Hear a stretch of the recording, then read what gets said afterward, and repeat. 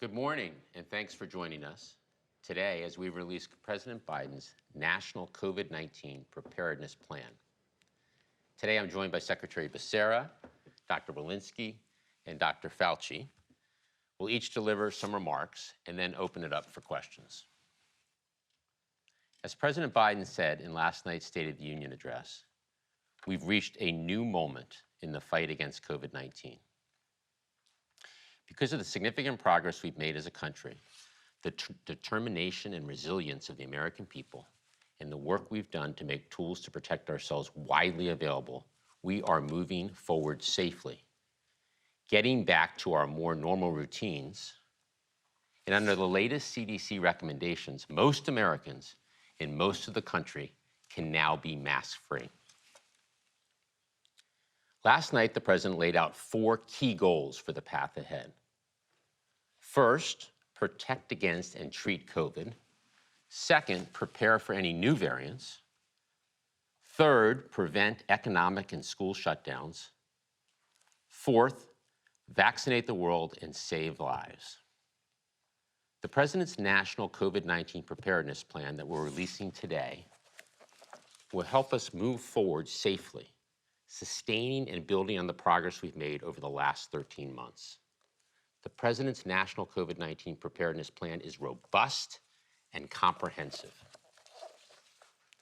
The president's plan is the product of many weeks of work with experts inside and outside of government, local public health leaders, governors, and partners across our federal agencies. We thank them for sharing their ideas and expertise. This plan benefits greatly from their valuable input. Importantly, executing the president's plan requires additional congressional support and funding. Today, we'll provide an overview of this plan. The first goal, protect against and treat COVID. 2 years ago, we had limited tools to protect ourselves: masks, isolation, and social distancing. But all of that's changed. Today, we have the tools we need to protect each other and treat COVID-19. They're widely available for the American people. And with Congress's help, the president's plan will make sure that's always the case. We know that vaccines and boosters provide strong protection against severe illness and hospitalization. Because of the unprecedented vaccination program we've established, 216 million Americans are now fully vaccinated.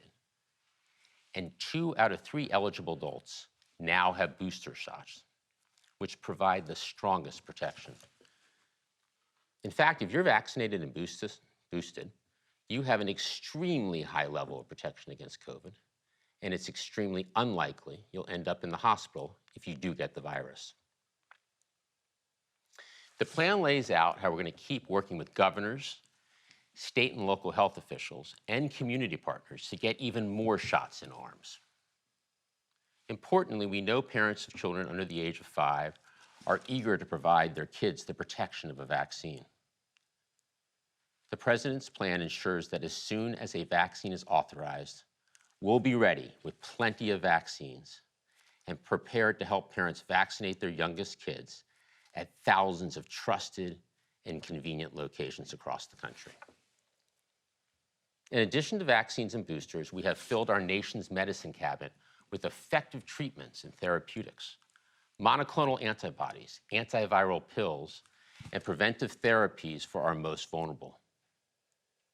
These treatments work to prevent the worst outcomes of COVID-19, and we have more treatments available for the American people than ever before, millions of treatments each month. Pfizer's pill is a game changer, 90% effective at keeping people out of the hospital. We collaborated with Pfizer to accelerate development of the pill, and we've ordered 20 million courses.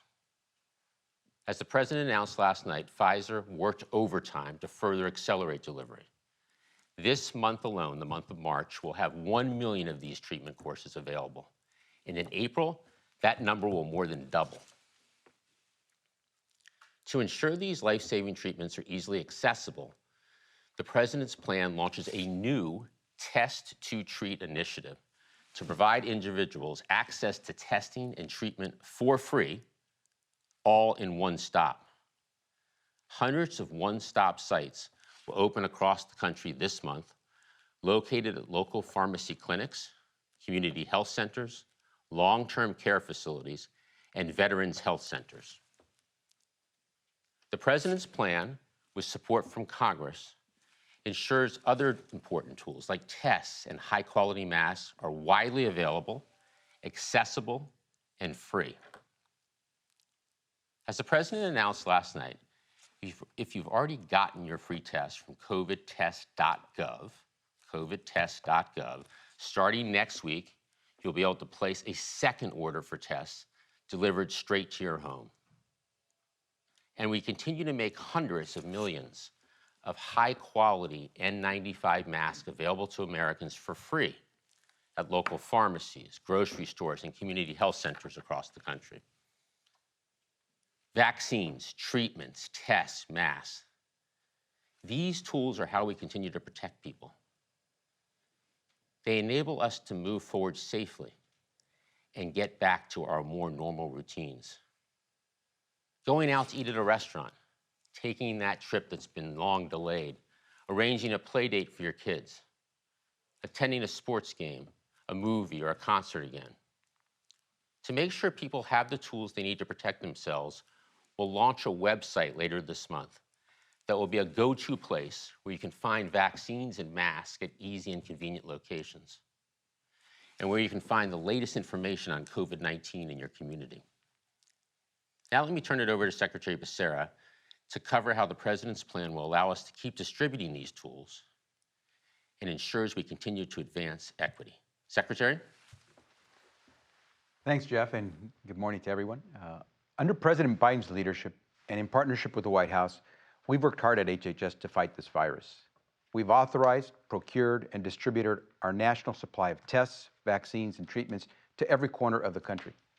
We've conducted groundbreaking and life-saving research to improve our understanding of the disease and how it impacts us. And now we move into this next phase to execute President Biden's National COVID Preparedness Plan. Our mission remains to protect the health and well-being of every American. Dr. Fauci and Dr. Walensky will add further specifics, but I want to focus on how we're going to reach every American who needs our support on COVID. To ensure we can continue to accelerate and synchronize the research, development, production, and delivery of COVID vaccines and treatments to keep Americans safe, the President's National COVID-19 Preparedness Plan makes our logistics and operational hub at HHS permanent. We call this permanent hub the HHS Coordination, Operations, and Response Element, or HCOR. Under the leadership of Assistant Secretary for Preparedness and Response, Dawn O'Connell, she and her team at HCOR build on the successful partnership HHS has had with our dedicated colleagues at DoD, as well as our state and local partners. Through it, we have delivered more than 690 million doses of vaccines and 4 million treatments to families nationwide. To date, we have distributed more than 270 million free N95 masks to local pharmacies and community health centers and helped get free COVID tests to 70 million households. No matter what the future holds, HCOR must be ready, and Americans deserve to know that we have the infrastructure in place to get critical services and supplies where they are needed. Another key goal of the President's plan moving forward is to address the long-term impacts of COVID, including long COVID and mental health. As the President said last night, his plan directs the federal government to accelerate its efforts to detect, prevent, and treat long COVID. Building on our ongoing work already at NIH, we'll further expand our research and ramp up our data sharing across the federal government in collaboration with academic, industry, and state and local partners. And if we get the funding from Congress, we will launch new centers of excellence in communities across the country to provide high-quality care to individuals experiencing long COVID and better understand the symptoms they're facing. This is all part of our commitment to be there for Americans who have long-term physical and mental health needs caused by COVID. They know that numbers and statistics alone don't capture the true toll of COVID-19. It's the lost job and piling bills. It's the empty chair at the dinner table or the open seat in the bleachers, the quiet homes and the crowded hospitals. That's why this administration will coordinate a whole of government effort to support children and families who have experienced the loss of a loved one due to COVID. This includes leveraging every program at our disposal to address fundamental needs like financial resources to cover funeral costs, to trauma and grief-informed services. We will also launch new support for people dealing with mental health-related challenges, including an expanded program to prevent job burnout and support the mental well-being of our nation's healthcare workforce. We want every frontline essential healthcare worker to know we're with you and we've got your back. This week, we'll launch a nationwide tour to strengthen mental and behavioral health services. We want to engage communities to hear how we can best support Americans who've been hit hard. I head to New Hampshire this Friday to kick things off. Whether we are working to strengthen mental health, behavioral health, whether we're authorizing therapeutics or distributing vaccines, at HHS, we bring our unique capabilities and expertise to the mission. As it has from the beginning, fairness for everyone, equity, will remain at the center of our work. We've already seen the power of this intentional approach. We have closed disparities in vaccination rates for Black, Latino, and Asian American adults. This historic progress didn't happen overnight or by accident. It's the product of dedicated focus and hard work. We've surged resources, including tests and treatments, to our hardest hit and highest risk communities. And we've safely reopened schools, helping our most vulnerable students have more equitable access to learning and easing the burden on working parents across rural and urban areas. Tackling barriers to vaccinations, boosters, testing, and treatments remains a priority for us. This includes making sure people can access these tools for free, wherever you are, and even if you don't have health insurance. And we will continue to address the specific needs of seniors, people living with disabilities, and people who are immunocompromised. These are the Americans who need our focus and attention right now. These are our friends and neighbors, nuestros padres y abuelos, our family. We see you, and we will do everything in our power to protect and support you, including making sure you have access to boosters and treatment. Bottom line, as we move forward, we will leave no one behind. President Biden made that clear last night. With that, let me turn it over to Jeff. Well, thank you, Secretary. Now moving to the second goal of the President's plan, preparing for any new variants. We know this virus is unpredictable, so the President's plan makes clear we're continuing to take every action within our power to prepare for any possible new variants. As Dr. Walensky will discuss in a moment, we've taken significant steps to improve monitoring for any new variants. America's variant monitoring system can now detect variants at a very, very low level. If a new variant emerges, we're able to catch it earlier, faster, and with greater precision. And when we do detect a new variant, we'll be ready to respond quickly. We have a COVID-19 variant playbook to rapidly assess a variant's transmissibility and severity, and its potential impact on vaccines and treatment. We've put it to the test over the past few weeks with tabletop readiness and response exercises against a fictional variant with HHS, CDC, NIH, FDA, FEMA, and other agencies at the table. If needed, we have developed plans and processes that we can produce, authorize, and deliver new vaccines and treatments in just 100 days, rather than in many months or years. Funding from Congress will be critical to these efforts. The President's plan also creates new stockpiles of at-home tests, antiviral pills, and high-quality masks, including masks for kids. So we're ready for whatever comes. Next, the third goal of the President's plan, prevent economic and school shutdowns. We know how to keep our businesses and our schools open with the tools that we have at our disposal. And we've shown we can do it, even during the Omicron surge. Under the President's plan, we'll continue to ensure that our schools, workers, and workplaces have the resources they need. This includes the Environmental Protection Agency, the EPA, issuing a new Clean Air in Buildings checklist. a set of recommendations to improve indoor air quality through effective ventilation practices. As we move forward, the President believes Americans should be able to stay home if they do get COVID, so they can protect others and take care of themselves and their loved ones without the added burden of missing a paycheck. That's why the President's plan calls on Congress to reinstate tax credits to help small and mid-sized businesses provide paid sick and family leave to those sick with COVID-19. Last, the fourth goal of the President's plan, vaccinating the world and saving lives. Clearly, the virus does not recognize national borders. To protect the American people and our economy, we must defeat the virus everywhere. That means vaccinating Americans and vaccinating people around the world. It's both the right thing to do, and it is in our own national interest. Under President Biden, the United States has led the global vaccination effort. We're donating 1.2 billion doses to the world. In fact, we've already shipped 480 million doses in total to 112 countries for free, no strings attached. That's 4 times as many doses shipped as any other country. The President's plan includes continuing to donate more vaccines and doubling down on efforts to turn those vaccines into vaccinations.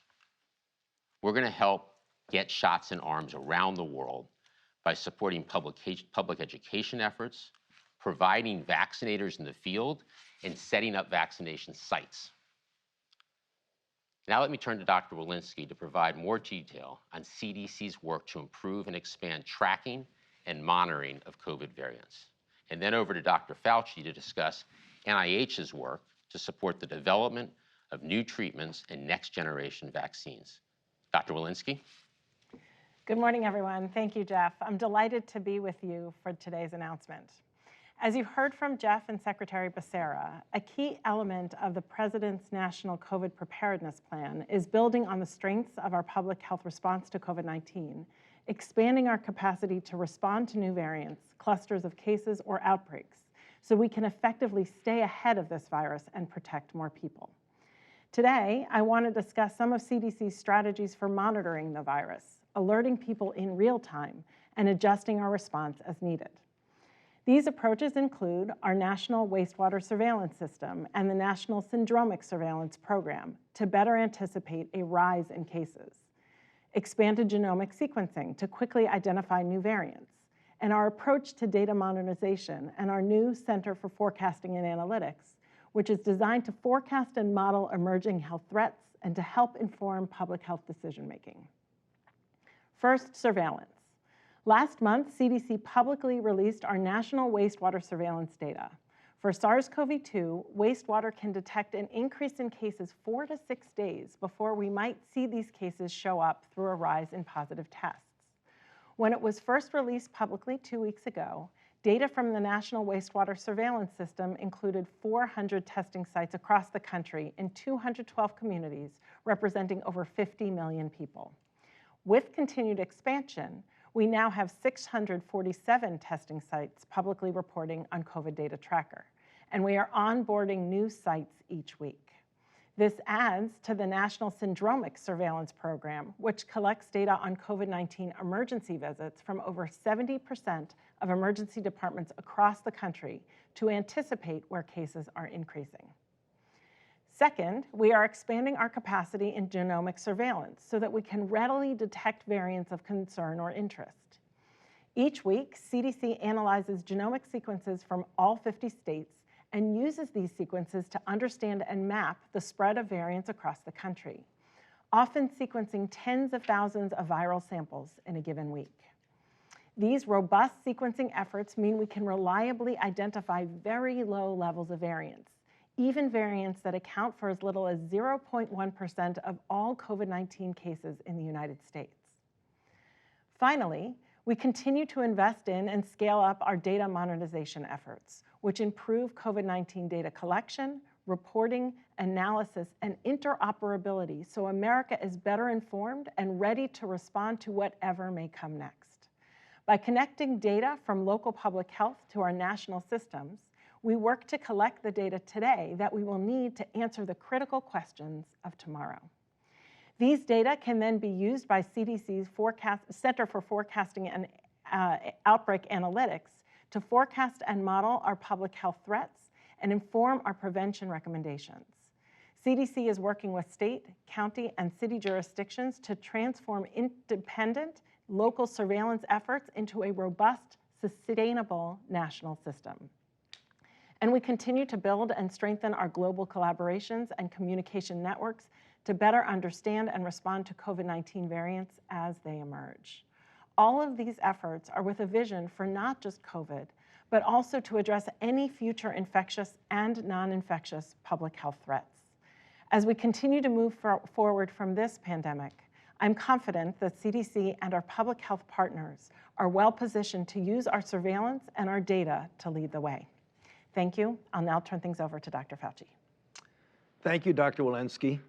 As Jeff said, vaccines and treatments are key parts of our toolkit moving forward. In this regard, it is important to point out the unprecedented global research effort that brought us to where we are today and our capability to intervene against COVID. Decades of U.S. investment in fundamental biomedical research provided the foundation for the rapid design and development of COVID-19 vaccines. This work includes, but is not limited to, groundbreaking structure-based vaccine design by U.S. government scientists at the NIAID Vaccine Research Center. As soon as the sequence of SARS-CoV-2 was made available in January of 2020, these researchers rapidly generated a stabilized spike protein as the optimal immunogen for use in vaccine development. This crucial breakthrough led to the development in association with industry partners of multiple COVID-19 vaccine candidates, several of which are now authorized or approved by the FDA. These vaccines have now been administered to billions of people around the world, including over 250 million in the United States. They are safe and they work. Moving forward, we will continue to prioritize this vital research, including towards a pan-coronavirus vaccine. Now, if new variants emerge, we now have faster processes to assess the impact of the virus on our vaccines. And this plan ensures that we are ready to deploy personnel and resources to quickly update the vaccines. These expedited plans and processes will help us reach our goal that updated vaccines can be developed, approved, and manufactured in approximately 100 days. While we would always rather prevent the case of COVID-19 than treat one, we do have a growing number of therapeutic options, including monoclonal antibodies and antiviral drugs. This, too, is a victory for science. NIH-supported basic research and clinical trials infrastructure within the United States and around the world helped the scientific community, in collaboration with our industrial partners, to undertake rigorously designed studies to give us robust data, not just speculation or anecdotes, about the safety and the efficacy of various treatment options. As we face the threat of the Omicron variant, we are fortunate to have several powerful medications that work to keep people out of the hospital.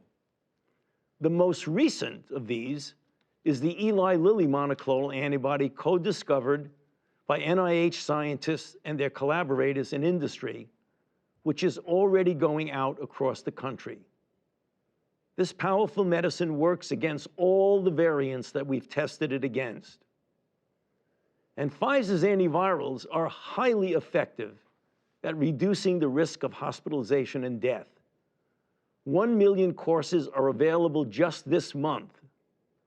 Also, the plan announced today calls for continued investment in treatment research for COVID-19. NIH also established the COVID-19 Treatment Guidelines Panel to provide up-to-date recommendations to healthcare providers throughout the world regarding specific COVID-19 treatments based on the best available science. The panel meets regularly to evaluate possible treatment options for COVID-19, and they update the guidelines as new clinical evidence emerges. However, our work is certainly not done. The scientific community continues to conduct vital research to learn more about SARS-CoV-2 and the body's immune response both during and following infection, so that we can adapt and improve vaccines and treatments. In addition, as Secretary Becerra mentioned, we are working to understand better, prevent, and intervene in long COVID. We know that we will have to contend with COVID at some level for some time to come.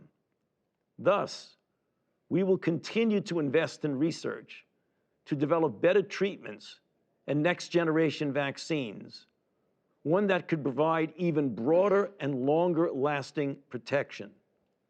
This ongoing research investment is not only helping us turn the corner on COVID-19, but also is vital to preparing us for future pandemics. With that, I will turn it back over to you, Jeff. Well, thank you, doctors. Let me close with this. By protecting against and treating COVID, preparing for any new variants, preventing economic and school shutdowns, and vaccinating the world and saving lives, the President's COVID-19 preparedness plan will enable us to move forward safely, to get back to our more normal routines. The President's plan is robust and comprehensive. And I want to emphasize that execution of the President's plan requires additional funding. HHS has laid out some immediate funding needs for Congress. We'll need additional funding for medium and longer-term priorities, and we'll be working with Congress in the weeks ahead. President Biden came into office facing the worst public health crisis in more than a century. Over the past 13 months, we've leveraged the full force of the federal government to fight COVID.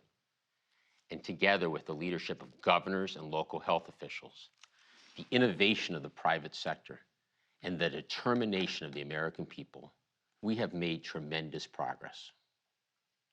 We've delivered the tools Americans need to protect themselves, reopened our schools, and gotten our economy moving again. The President's plan will build on that progress. And with congressional support, we look forward to executing this plan in the year ahead. With that, Kevin, let's open it up for some questions. Kevin? Thanks, Jeff. We have a good amount of questions today and some limited time, so let's keep it to one question. First, let's go to Jeremy Diamond at CNN. Hey, thanks all for doing this. I'm curious, a couple things. First of all, when will it be the appropriate time to remove the domestic travel mask mandate, given the lower risk of COVID and your new plan? And secondly, when you say, and when the president said last night that you want to start treating this disease like others and having it be less disruptive to people's daily lives, do you foresee a time where people no longer need to isolate when they test positive for COVID, particularly if they don't have symptoms? Thanks. Okay, why don't I take the first question, which was on domestic air travel, and then Dr. Walensky. Last week's guidance from CDC on masking did not change air and rail travel requirements, including the requirements to wear a mask on public transportation. Those requirements are currently in place through March 18th, and they'll continue to be so while we evaluate leading up to March 18th. The duration of the requirement based on the state of the virus. So no change, but an evaluation taking place at this point. Dr. Walensky? Yeah, thank you for that question, Jeremy. We always prefer to have people who might be infectious with an infectious disease home and not transmitting to others. certainly during your most infectious period of time, that first 2 or 3 days before your symptoms and the 2 or 3 days after your symptoms is the time that you're most infectious. Certainly, we may consider to revisit that at some future time, but right now, with about 68,000 cases around the country daily, we're not looking at revisiting that right now. Next question. Let's go to Cheyenne Haslett at ABC. Thank you. I want to ask about one-way masking, since that seems to be the advice for anyone who isn't ready to take their mask off yet, and particularly kids under 5 or immunocompromised people. So specifically, what do you need to wear to ensure that you're protected if you're one-way masking? I know we've spoken about N95s, but if they're not available to kids and aren't very comfortable, can we lean on surgical masks or KN95s as good enough? And my second question is, how much funding does this plan require in total? Okay, Dr. Walensky on masking. Yeah, certainly. So certainly the best possible mask is one that you can keep on for a durable period of time. We have commented on our CDC website, and we have guidance for this, that you certainly want a 2-layered mask, something that fits snugly over your nose and mouth, generally with a wire bridge. Of course, if you can tolerate a better fitting mask, a higher quality mask for a longer period of time, those are always preferred. So those would be your N95s and your KN95s, and then as well your surgical masks. So all of those data are complete on our CDC website, but really we want to make sure that people can tolerate them for long periods of time, and if you can, that you increase the quality of the mask you wear. I think your second question was on funding. I'll handle that. HHS and the State Department, along with USAID, have identified and briefed bipartisan leaders in Congress on the near-term funding that is needed. This includes resources to secure more medical supplies, including vaccines, treatments, and boosters, sustaining the testing capacity in the country, investing, as Dr. Fauci talked about, in research and development of next-generation vaccines, including pan-coronavirus vaccines, and accelerating vaccine uptake globally. There's clearly broad support from the American people for securing these critical medical supplies, so we're protected and we're prepared for any possible variant. We will need additional funding beyond these immediate needs to effectively execute on the medium and longer-term priorities and policies in today's plan. As we finalize these numbers, we will communicate that with Congress and look forward to working closely with Congress going forward. Next question, please. Good, Tamara Keith at NPR. Thank you for taking my question. Related to the masks leads to another question. What about Title 42 that is in effect as a public health emergency? Dr. Walensky, are you reconsidering the status of Title 42 along with some of the other guidance? Additionally, I noticed that Secretary Becerra is here at this briefing as you all move from a crisis footing to more of a long-term management mode. Are you shifting primary management of COVID to HHS from the White House? Dr. Walensky? Yeah, great. Thank you, Tamara. So we continue to reevaluate Title 42 every several weeks, every 4 to 8 weeks, and we will continue to do so throughout the duration of time of this pandemic.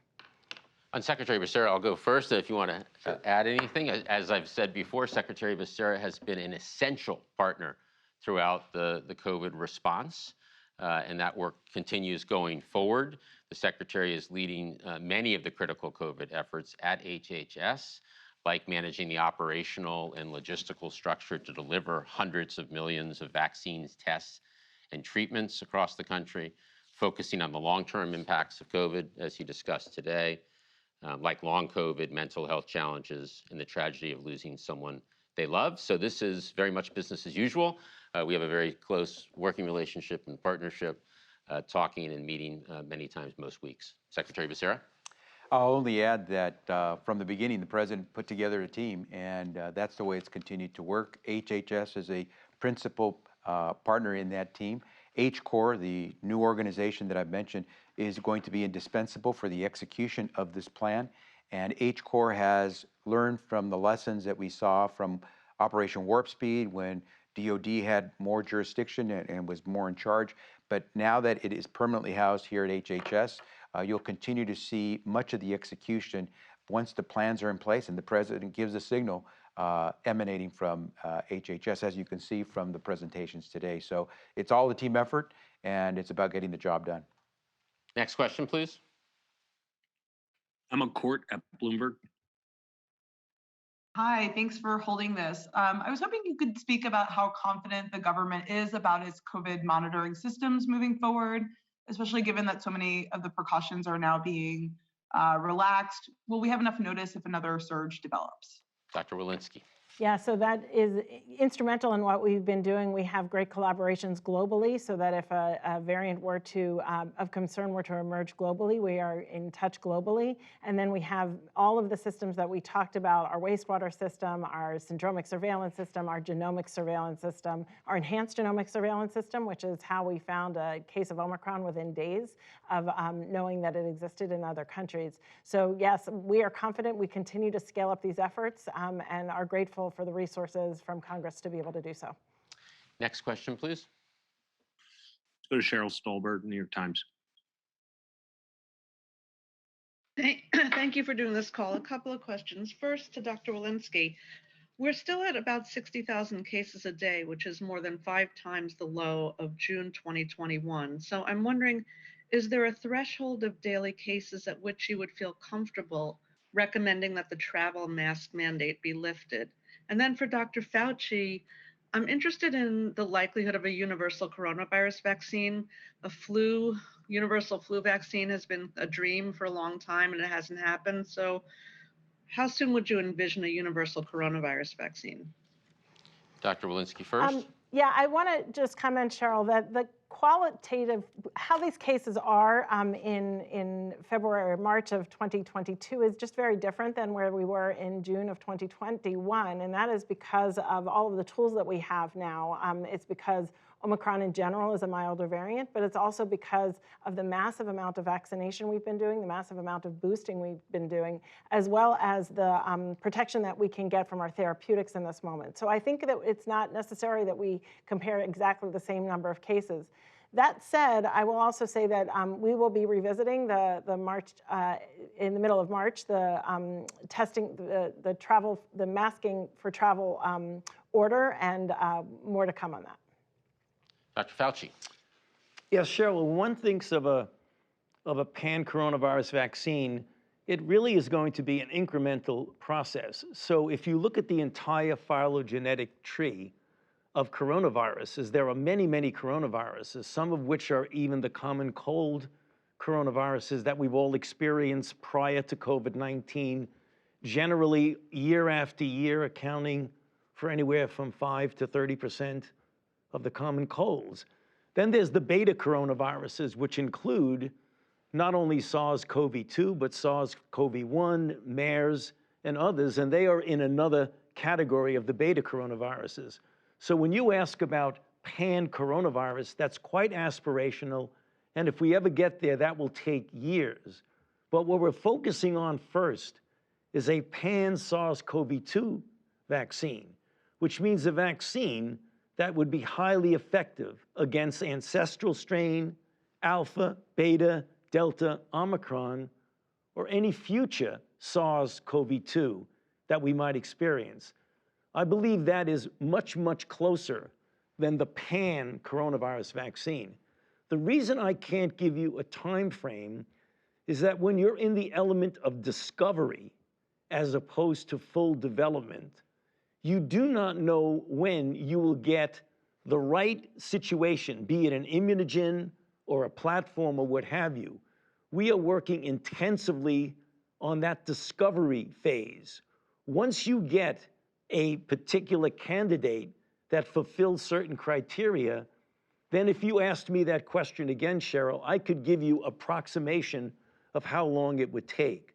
But right now we're making good progress. We have several candidates that look good. Some are in preclinical, some are in phase 1. So we will keep you posted, and I hope that you keep coming back and asking that question, because as we get more and more discovery, we'll have a better approximation of when we will get to that goal. Next question, please. Let's go to Zeke Miller at the AP. Thanks for doing this. First, just specifically to follow up on Jeremy's question regarding air travel. What's the science that says that people should wear masks on planes and on trains, but don't need to wear one at a crowded movie theater or an arena? Separately, does the CDC believe that schools in places that have low spread should recommend that students not wear masks, given the potential unintended consequences that mask wearing has had on children's education? And then more broadly, the president's message last night was that people should be, going back to work. We should fill downtowns again. How does the administration plan to sort of get people to overcome 2 years of shutdown and anxiety and work from home tendencies to actually go back and resume their normal activities? Okay, Zeke, you had a couple masking questions there. Yeah. One was airplanes. Second was schools with low transmission. And then you had the federal workforce. So why don't we turn to Dr. Walensky on the masking questions, then I'll handle the federal workforce. Great. So just in terms of travel, we have to look not only at the science with regard to transmission in masks, but also the epidemiology and the frequency that we may encounter a variant of concern or a variant of interest in our travel corridors. So all of those go into our equations in terms of how much disease is out there, as well as the science and as well as the control people have when they enter those travel corridors. People rely on those corridors for getting to work and for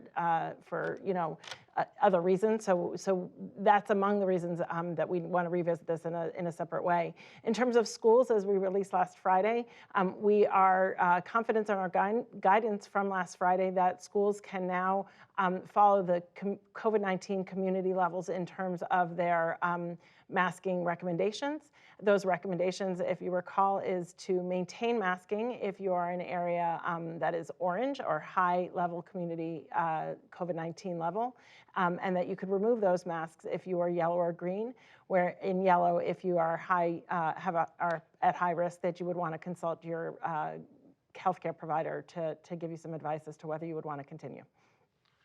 On the federal workforce and the workforce more generally, throughout the pandemic, more than 4 million federal employees have been very hard at work, protecting our country and providing critical services.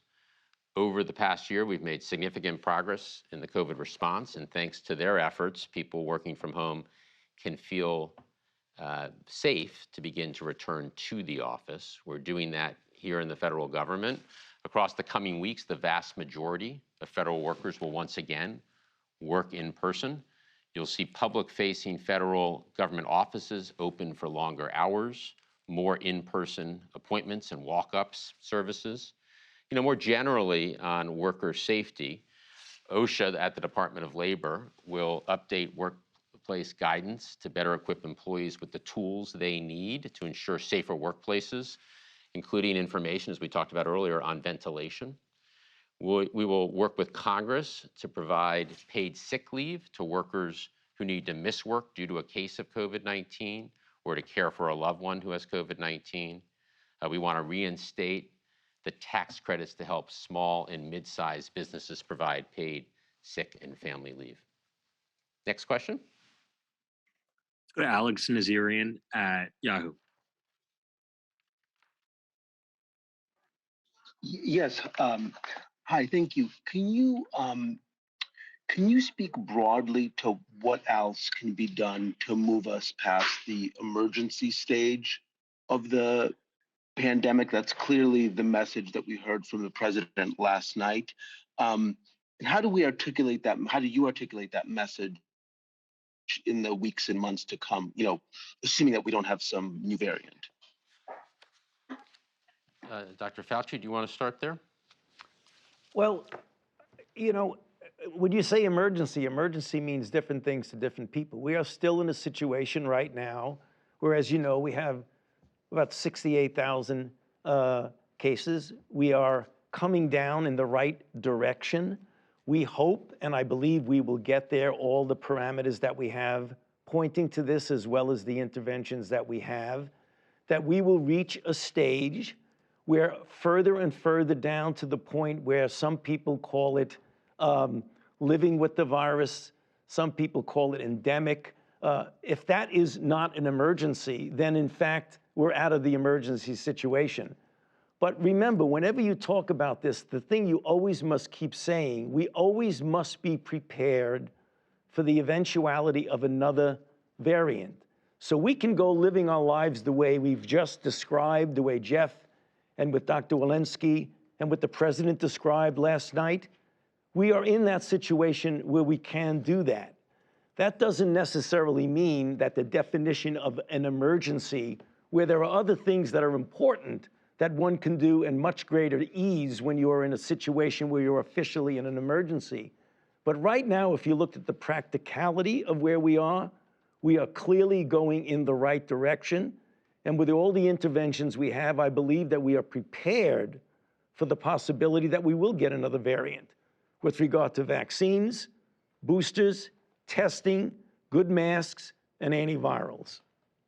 Yeah, I would just add on to what Dr. Fauci said that, over the past year, we've made significant progress and are in a very different position than we were when President Biden took office. 215 million people fully vaccinated, 2 out of 3 eligible adults boosted, multiple treatment options, which we've talked about today, including millions of life-saving pills, free at-home testing, 400 million high-quality masks going out for free. And because of this progress and the widely available nature of these tools, we've reached a new moment in the fight with COVID-19. Today, we are in a position to move forward safely and to get back to our more normal routines. Today's plan has been in the making for a long time. We started it in early January. It was developed with the input from dozens of experts, local public health leaders, governors, and partners across our federal agencies. And with additional support from Congress, we'll ensure we protect more people with from COVID going forward, that we prepare for new variants, and we prevent shutdowns. At the same time, I think it's important to note that there is more work ahead of us. We'll roll out vaccines for kids ages 2 to 5. If it's authorized by FDA and recommended by CDC, we'll launch the Test to Treat initiative so people can get tested and treated for free in one stop. And we'll create new stockpiles of tests, pills, and masks so we have the tools ready to deploy if we need them. So the president was very clear, as Dr. Fauci said, that we need to be prepared for any possible variant and invest in the next level, the next generation of treatments and vaccines. Funding from Congress will be critical for these efforts, so we will be working very closely with Capitol Hill going forward. Next question. Last question. Let's go to Pedro Rojas at Univision. Thank you. My name is, just wanted to make a question to Secretary Becerra. Secretario, muy buenos días. Quería preguntarle si nos puede abreviar en cortas palabras la importancia de este anuncio de hoy y cómo va a cambiar en el corto plazo la vida regular de los estadounidenses con respecto al manejo de las regulaciones para prevenir el contagio del COVID-19. Pedro, en pocas palabras, es difícil decir todo lo que se ha cumplido, pero déjame decirlo así. Lo que anunció el presidente anoche fue que hemos llegado a un punto donde podemos empezar a regresar a lo que entendíamos antes del COVID. No estamos ahí todavía donde podemos decir que ya llegó lo normal, pero estamos avanzando. Y por eso este plan que anunciamos hoy del presidente habla de cómo podemos seguir respondiendo para no solo atacar al COVID, pero saber que todos podemos regresar al empleo, podemos dejar a nuestros hijos ir a las escuelas y podemos saber que vamos a protegernos cada uno. Y por eso es importante seguir la guía que ha dado el gobierno, la CDC y todos los que han trabajado como expertos para darnos lo que necesitamos para poder avanzar.